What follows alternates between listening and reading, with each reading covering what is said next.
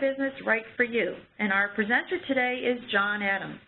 John is a franchise consultant with FranNet and has a background in the banking, telecommunications, and software industries, most recently as Vice President of Operations at 2 software startup companies. In addition to free one-on-one client consultations, John regularly conducts franchising workshops and seminars in the greater Rochester area. His work with FranNet is a logical extension of the work John has done in the community for more than a decade, helping job seekers and those in transition find new career opportunities. John holds a bachelor's degree from Hamilton College and an MBA from the Simon School of Business at the University of Rochester. John is also a part of the RIT family, having earned a telecommunications certificate back in the 90s. John, it's good to see you. Welcome, and let's get going. Thanks, Cindy. Good to be here. Welcome, everybody. Hope to have an interesting discussion today. I do want to let you know that this presentation was actually keyed towards millennials. So you will see some slides that address that, but the principles are good for everybody.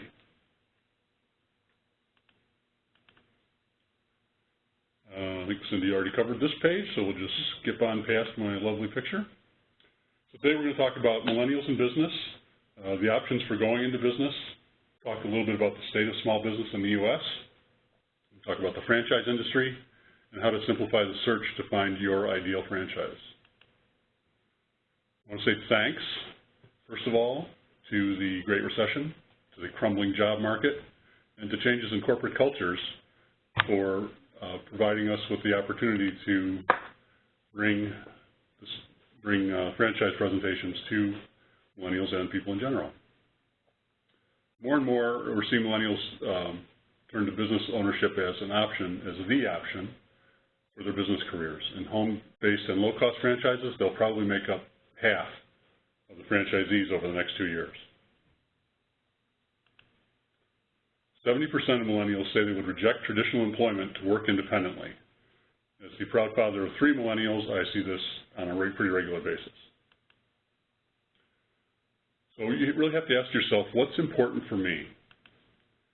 Do I want option 1, corporate America, the route my parents went on, 3-year job change, lack of flexibility, lack of work-life balance, and layoffs and downsizing? Or option 2, control over your future, the ability to grow a business and to apply your own personality to it, and the freedom that comes with that.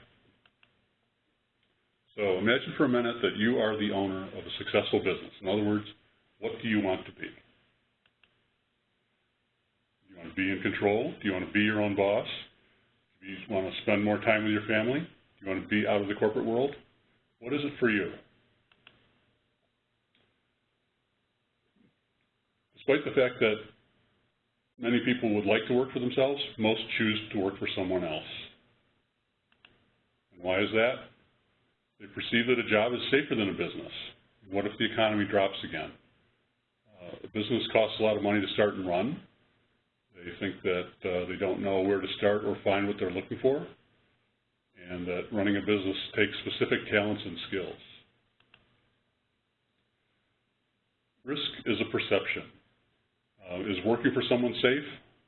I get a big laugh in Rochester when I use this slide because everybody knows that working for someone else is not necessarily safe. In the short term, yes, but you can't be sure.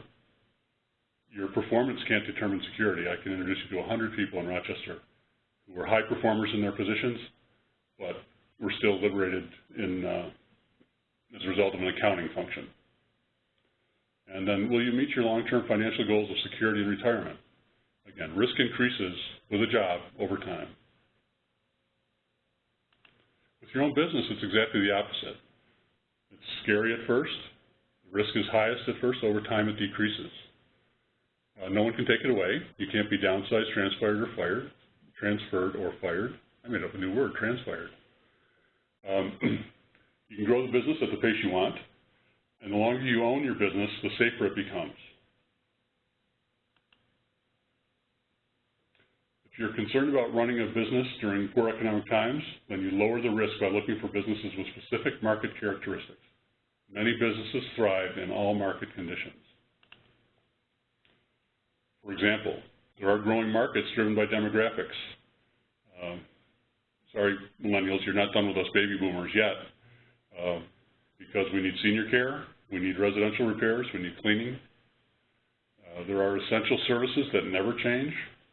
I don't know about you, but I didn't stop getting my hair cut when the economy collapsed. I didn't stop fixing my truck, and in fact, people are keeping their vehicles longer and longer, requiring more ongoing repair. Damage restoration, if you get a flooded basement and you need to repair it, you're not going to wait until the economy improves.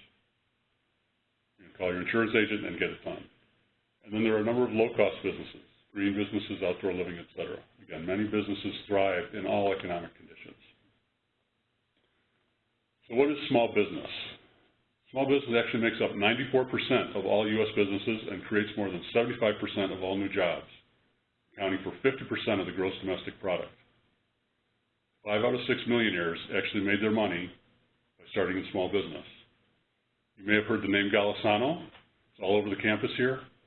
He started with $3,500 on a credit card to launch paychecks.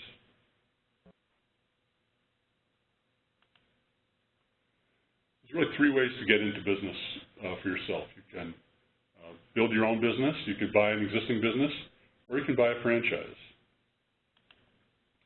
If you start your own business, the advantage is you get total control. You make all the decisions, be as creative as you want, you can make your own rules, large upside, and you can follow your passion.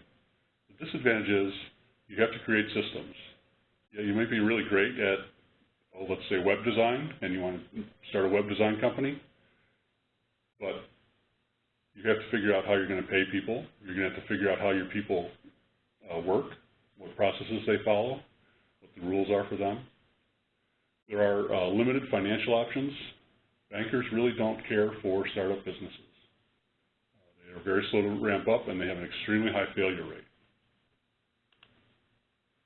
If you buy an existing business, the advantages are you get cash flow. You inherit the goodwill of the business. You get to look at actual financial results. You're much more attractive to lenders. There's already a market. There's already customer base. You already have employees. Systems may be in place, and the owner may finance. The disadvantage is the cash flow may be lousy. The goodwill may actually be bad will, and the previous owner has turned off all their customers. I will say it will be overpriced. Every owner believes their business is worth much more than it actually is, if you do the math. Maybe hidden seller motives. We have a convenience store for sale here in Rochester. It's on a corner, and if you buy it without knowing that the city of Rochester is about to realign the street in front of it and take out 2/3 of your parking lot, that might reduce the value of the property to you. You might overpay. You have to worry about employee defection. I don't know if you know, in Rochester, a couple years ago, one of the big fitness chains acquired the Rochester Athletic Center, and none of the trainers wanted to go to work for the big fitness corporation, so they all quit. So what did the fitness corporation get? They got a building, several buildings, some customers who were loyal to the previous employees who are now gone. What did they really get? You get higher debt service, you're going to spend more. You may get poor training and support.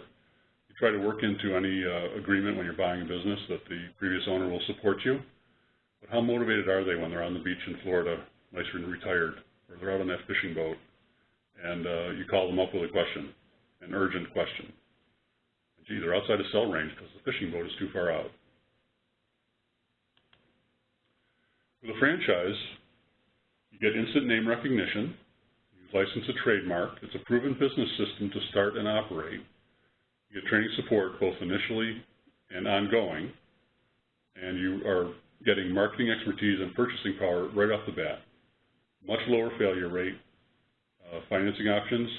Banks really like to finance franchises because they're proven. The SBA really likes franchises because they are proven. You understand complete disclosure of what the business is about, and you join a franchise family. Disadvantages, it's a structured operating system in some franchises. In McDonald's, you have to remember that you're going to clean the toilets by swishing to the right. Maybe that's structured. There are territory restrictions. You may only be able to sell their products. It takes a little while for the cash to begin, and you pay a franchise fee and royalties. So what is a franchise? A franchise is a license to use the name and trademarks, the products, and the systems of the business in exchange for an initial franchise fee and ongoing royalties. The franchise disclosure document is an FTC mandated document, mandated format. They look the same for everybody. Item 19 on one has the same content as item 19 on another. The franchisor info is provided. That's how long they've been in business, the business experience of the executives and the key people in the company. Bankruptcies, both previous corporate bankruptcies and personal bankruptcies, and any litigation that they're currently exposed to or that has been resolved recently. It fully lays out the costs, the total investment, which is the franchise fee, any other fees like advertising, equipment, supplies, insurance, building out a space if you have a bricks and mortar facility, and some working capital, enough working capital to keep you with cash available until you begin generating cash from the business. And also we'll disclose the royalties to you. It also contains a complete copy of the franchise contract that you will be signing in order to buy the business.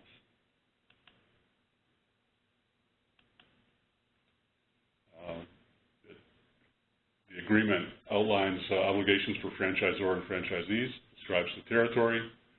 It gives listing and contact info for current franchisees, past franchisees, which comes in very handy when we're doing what we call validation, calling existing and past franchisees to get their opinion of the business and learn from them their experience.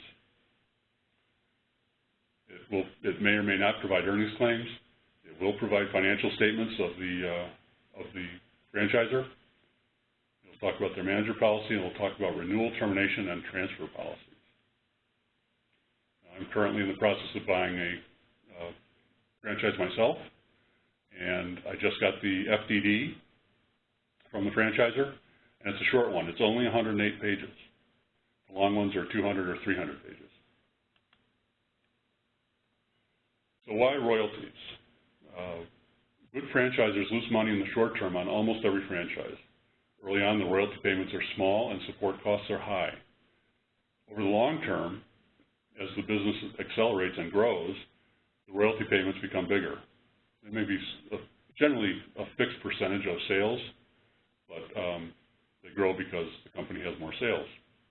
And their support costs for the franchisor are very low. You know that you understand the business at that time. So why pay royalties? You're making a trade-off. You're exchanging some profits in the long term for risk reduction in the short term. Okay, franchising myths.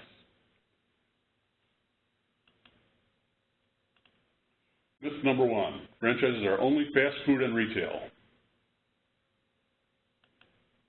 In fact, there are 3,100 different franchise companies in over 80 industries, over 900,000 operating units. This slide is old enough, that's probably over 1 million at this point.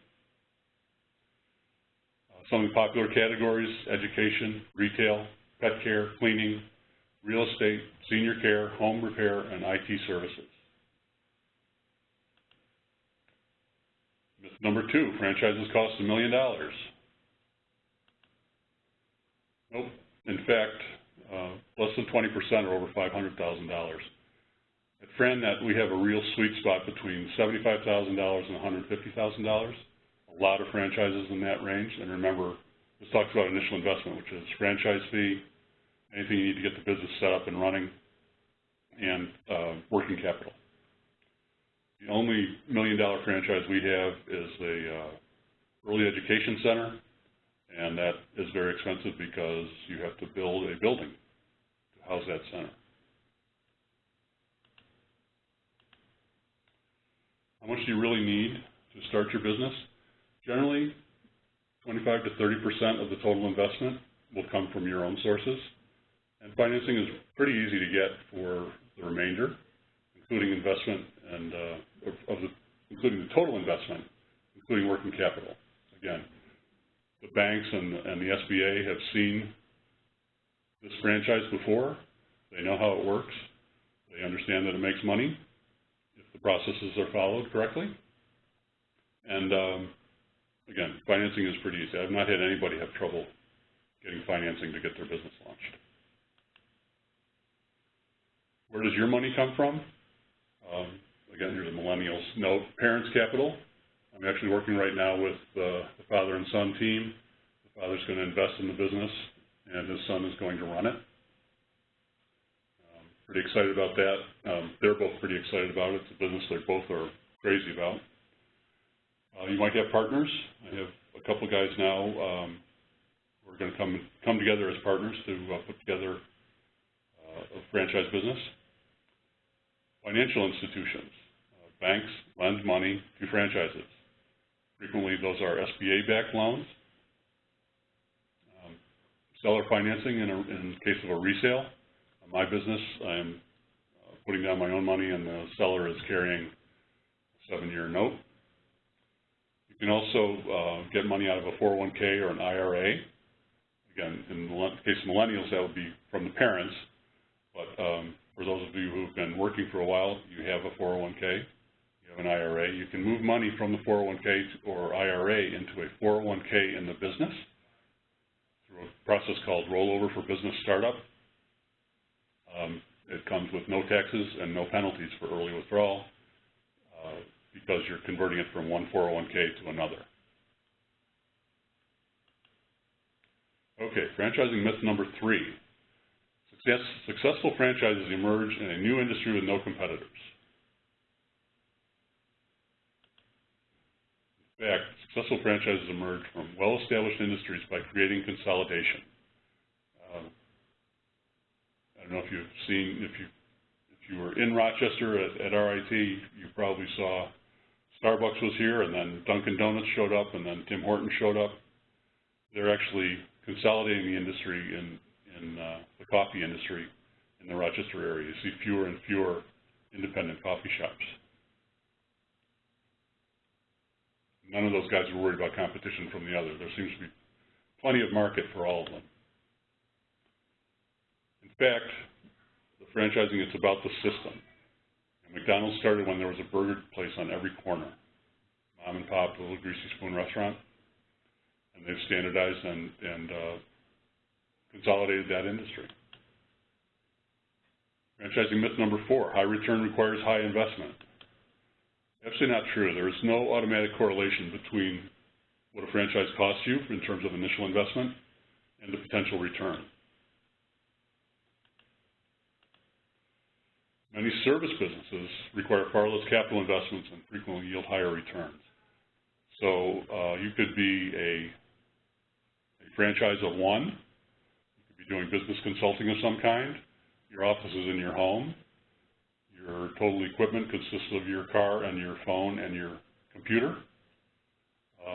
Very low investment, as opposed to the $1 million one we were talking about earlier, which requires $1 million to get started. Your yield is going to be lower on that than it is on your low overhead business that you're running from your home. How are we doing on time? We're good. Franchising myth number 5, industry experience is required.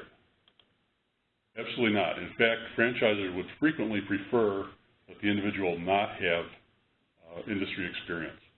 They want a person who can use the system. They want someone who will focus on being an owner. Business and management skills, people and communication skills, not the technician skills needed to work in the business. It's a proven process. Franchisor trains you on how to use their system.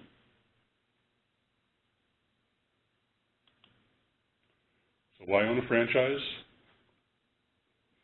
900,000 franchises provide 21 million jobs. $2.3 trillion business, provides almost $700 billion of annual payrolls, and more than 3,100 franchise concepts in over 90 different categories. That said, franchises are not the same. We talked about the different scope of a single practitioner franchise versus a early education center. Some franchises have many units. Look at Tim Hortons. They're everywhere. In New York, anyway, they're everywhere.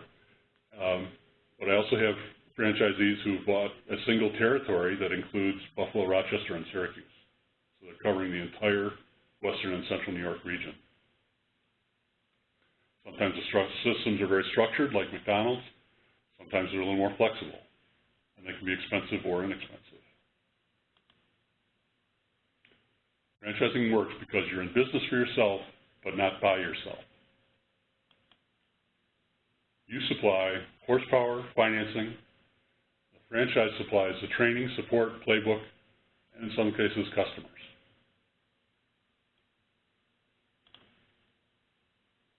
So you'll see a lot of statistics. You can pick up Entrepreneur or Inc. magazine and see lists and lists and lists of franchises. Big franchisers do skew those percentages. Not all units that they're using as their source of data are still run by the founder. There's nothing average about any particular franchise. You should only care about your own success. And the most important thing is to make sure the franchise you're interested in is a great fit for you.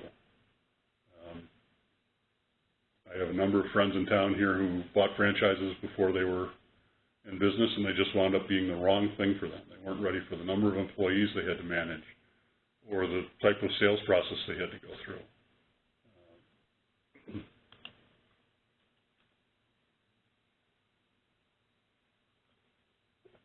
So if you find a franchise that's a great fit, it's a vehicle that can get you to your destination while meeting your lifestyle and financial goals.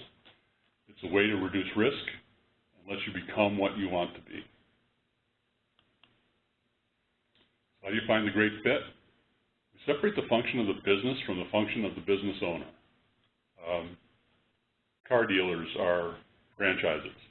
I went into a car dealer last year. I'd been introduced to the owner. So I'd really like to talk to you about that pickup truck over there. And he said, let me get you a specialist. I run the business. I don't know the product anymore. Fred knows the product. He can take you through it. And the function of the business and the business owner versus, function of the business versus the function of the business owner. You'll want to determine your business model. Where do you want to be in 5 years, 10 years, 20 years, financial-wise and lifestyle? What do you want from your business? Is it challenge, recognition, prestige? Is it time for family and other interests? Is it independence and control? Is it financial security?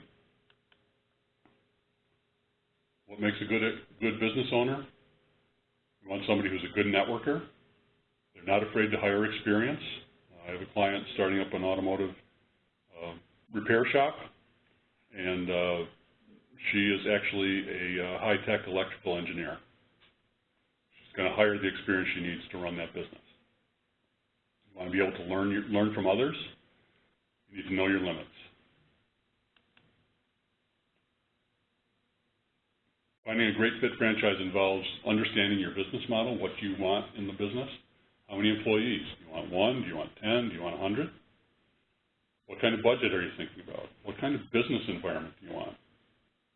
Full or part-time hours? We have a lot of businesses that can be started as part-time on the side while you have an existing job. You run those businesses on the side, investing 10 or 15 hours a week to manage them. You have a manager actually running the shop, hiring the employees, managing the employees. How many units do you want? What kind of customers do you want? Do you want to sell a service or a product? Do you want to be in a new or established industry? Do you want to have something that has room for growth? What else is important to you in your business model? So let's talk about FranNet. FranNet, we are franchise consultants. There are over 100 of us. I think it's closer to 125 now, across North America and Europe.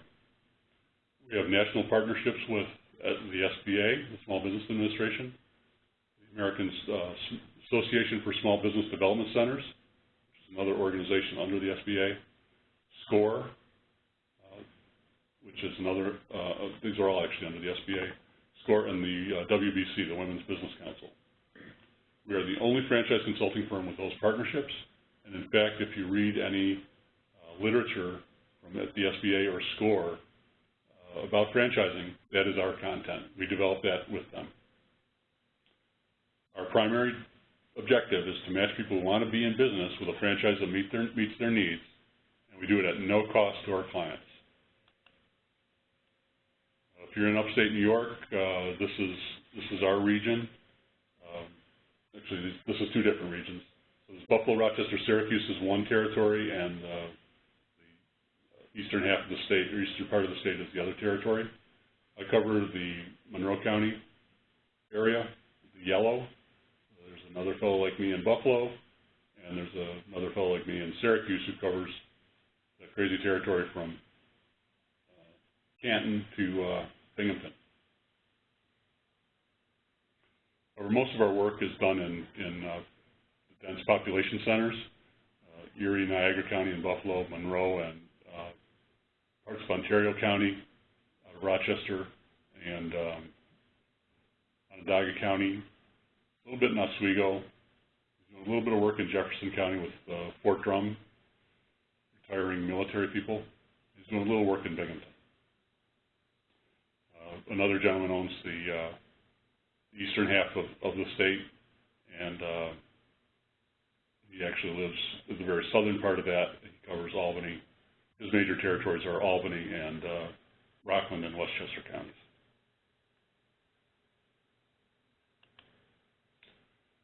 So FranNet has a process that we take you through to identify a franchise that's a great fit for you.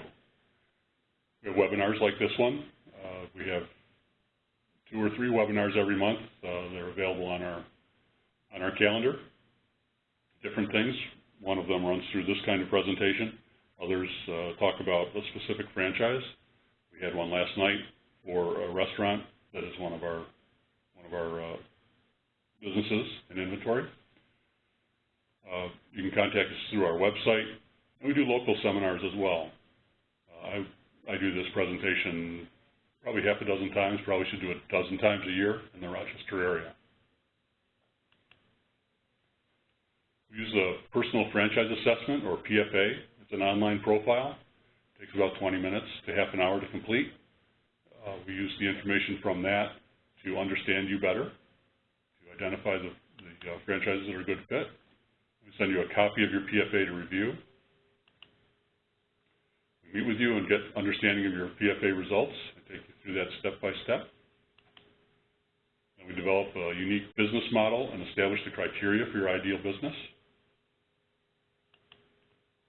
And then I recommend businesses that fit you, that are a good fit for you, that put you in touch, and then put you in touch with the franchise companies. That's when the work starts. You have to learn about each of the businesses, and if you're working full-time and looking at this part-time as a next step, you'll look at one at a time because it's a lot of work. You talk with company representatives and then the current franchise owners and those who've left the business in the last 2 years to understand what they like about the business, or in the case of the ones who've left, why they left. I keep in touch with you. I stay in touch with you at least once a week. I'm available on call as needed to help you with your research. Again, through all the your due diligence, through the acquisition process. And really at that point, I hand you off to the franchisor for most of your work, because you're going to be starting to work with their training department and their operations people to get your business set up. I do stay on as a coach, available as you need me, for as long as you want me, even after you open your business. I have one client who I refer a lot of business to. I get people coming to me who don't have the financial resources to do the franchises that we represent, but Steve has a different arrangement. He's a master franchisee. He has availability of small units around Buffalo, Rochester, and Syracuse, so that is sometimes a solution for them.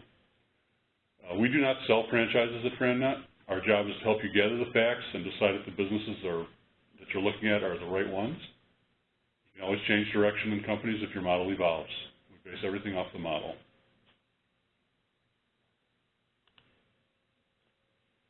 You need a team of professional advisors, a franchise attorney. People often want to use their current attorney, but if the attorney doesn't understand franchises at a pretty good level, the problem is they will do things that will cost you money and not benefit you. So in Rochester, there are 2 franchise attorneys that I refer people to. I'm always meeting with attorneys to find additional ones who have that skill set. I've gone myself to one of these attorneys. You need funding options.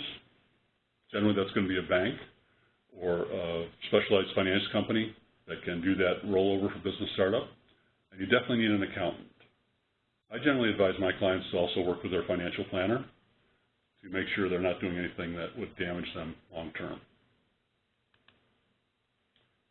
Suggested reading, The E-Myth Revisited by Michael Gerber is a classic. I just listened to it again last week and got more out of it the second time through. I will listen to it again.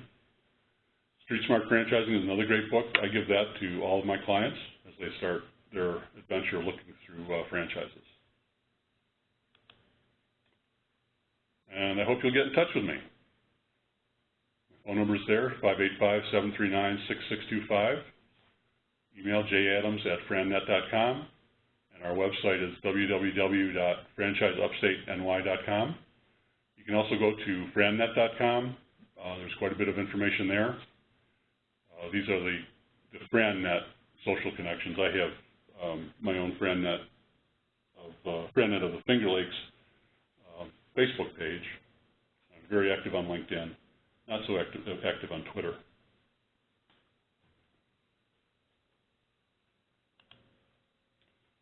www.frannet.com is again another place. You can go there, you can fill out this form, and it will connect you to the correct franchise consultant in your area. But feel free to call me, and if it's something I can help you with directly, I will. If you're outside of the Rochester, Buffalo, Syracuse area, I can connect you with the appropriate consultant in your area. I believe that's it. All right, John, thank you. You mentioned, so if there are any questions out there for John, please enter them into the chat box. Curious about what sounds to me like a discovery process that folks can go to with your assistance go through with your assistance to help identify an appropriate business.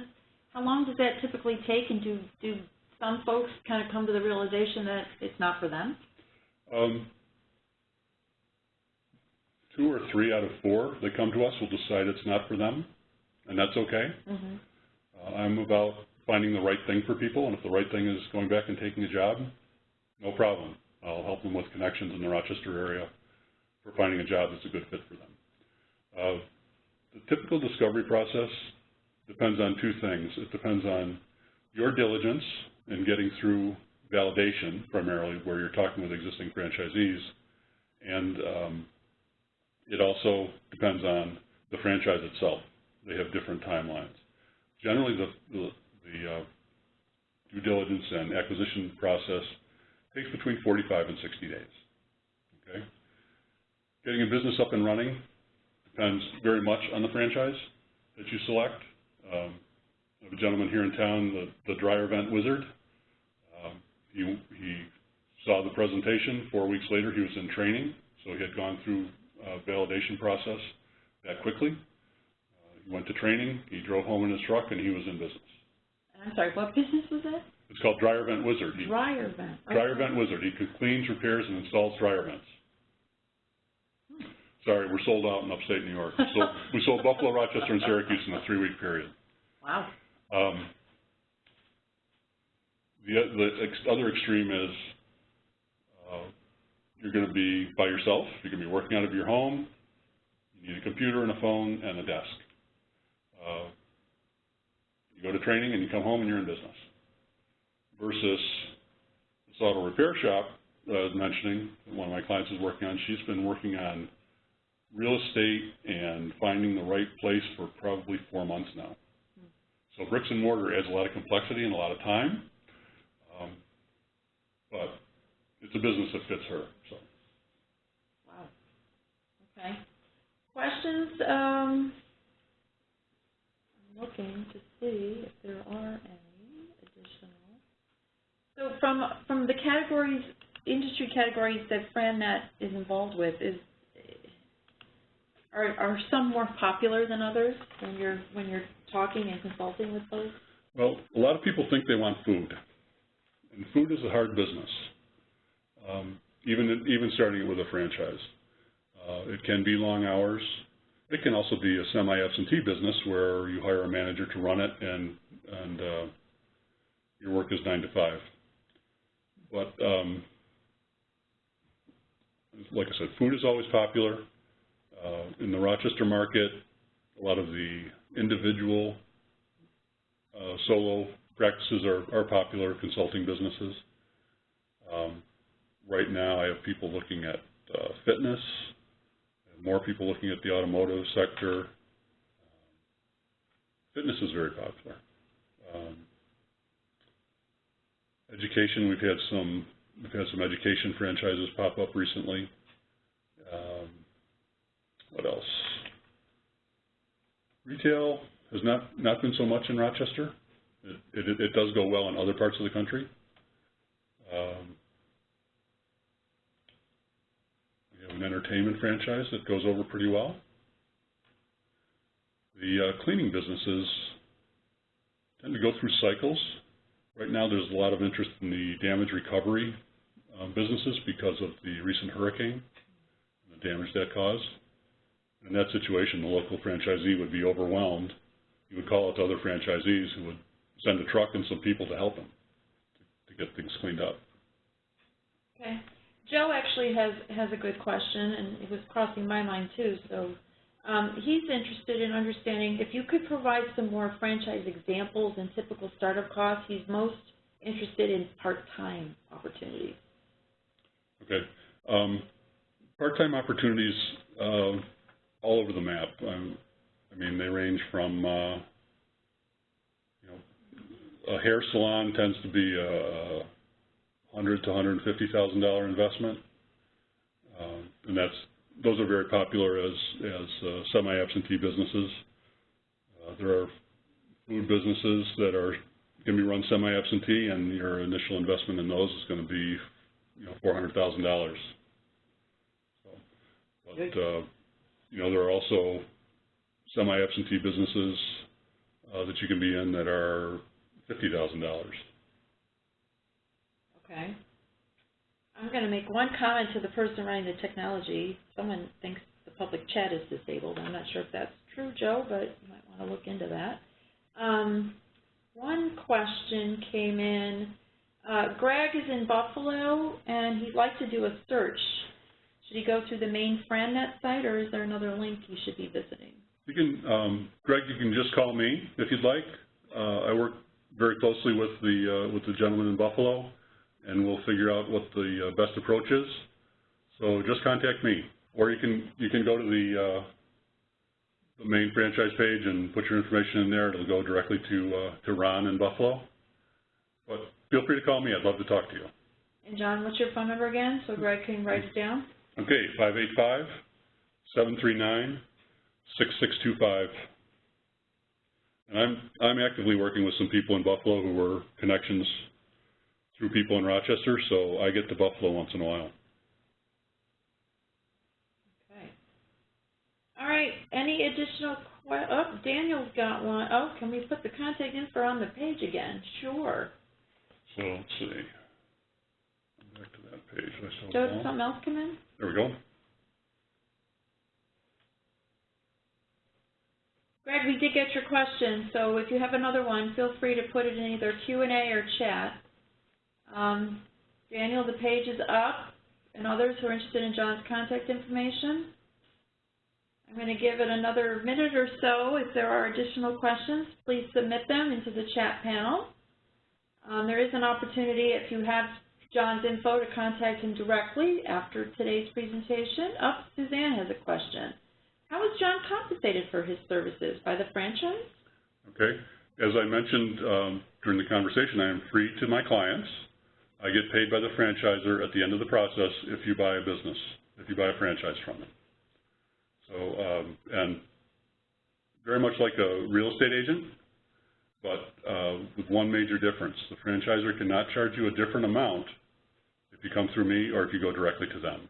So I am really free to you. Good to know, John. I was just thinking of something. Oh, that's not it.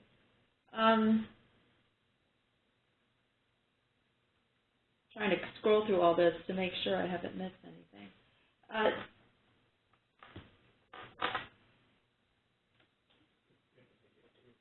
Oh, that's true.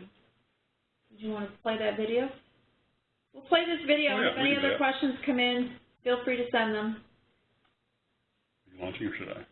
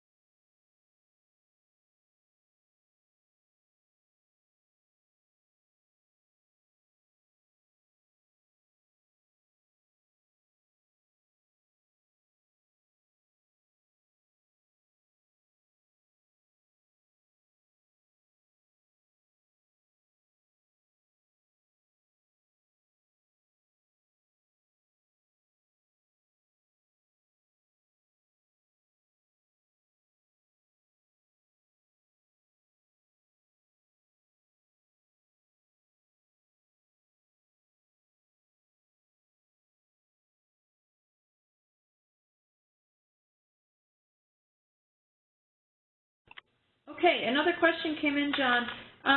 Presumably, if someone's interested in is actually buying into a franchise, they probably have some semblance of an exit strategy. What's your role in helping those individuals to determine that? Actually, determining the exit strategy is not so much something that I do. That's something they would work more with their accountant and their CPA on. But where I can help them is by reselling their franchise for them. I can help them with that. I'm actually doing that right now with two franchises in the Rochester area, or three, depending on which way the wind is blowing on any particular day, because that guy's not really sure he wants to leave. And that can be a great benefit. It combines the advantages of buying an existing business with the advantages of getting full disclosure about the business so you really understand what it's about. These two guys have just decided they have done what they wanted. One guy liked building the franchise more than running it on an ongoing basis. So they're both going back to corporate positions. Does that happen frequently with folks? Not frequently, but once in a while. The other thing is, it is a business. You do own it. You can sell it. The franchisor may want to approve the new franchisee coming in. In any case, you would want to work closely with them. The franchisors do market franchises that are for sale. We get weekly announcements from probably a dozen different franchises that list their available resales. So it's something we participate in, but getting to that strategy, I'm happy to talk with them, but it's really about talking with their financial advisor, their accountant, and their attorney. What are some of the reasons why a franchise may not give you the opportunity to buy into their franchise? Well, if you're not qualified from a financial, but probably primarily financial perspective, it's a little less stringent for a resale because there is existing business. A big part of being financially capable to get a franchise is the ability to carry the business until you're starting to get cash flow from the business. So in the food industry, that means all the time you're finding location, which is a biggie, through building it out, Once you have the grand opening, you have revenue. So we got to cover that period. Other businesses build slowly, and you got to cover that with decreasing amounts of cover until you're cash flow positive. Right. So do folks who are interested in buying into franchises, presumably some of the risk is mitigated. You talked about risk up front, but there are still risks. Of course. There's always risk. The biggest risk is not following the plan.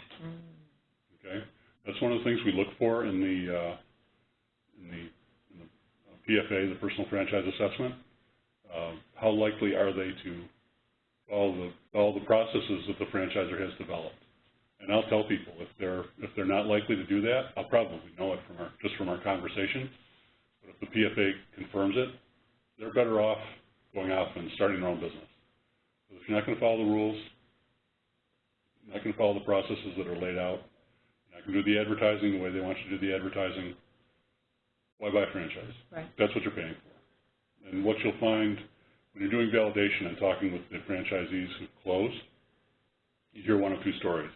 It was wildly successful, I sold it and retired. And you hear it was horribly unsuccessful and I closed it and thank God I got out of it. When you press those people, you generally find that they didn't follow the process. That's the typical response. Okay. I don't see any more questions coming in, John, but I think you've given us a lot of food for thought. So John's contact information is up there. If you have any additional questions, you can reach out to John directly or email them to ritalum@rit.edu.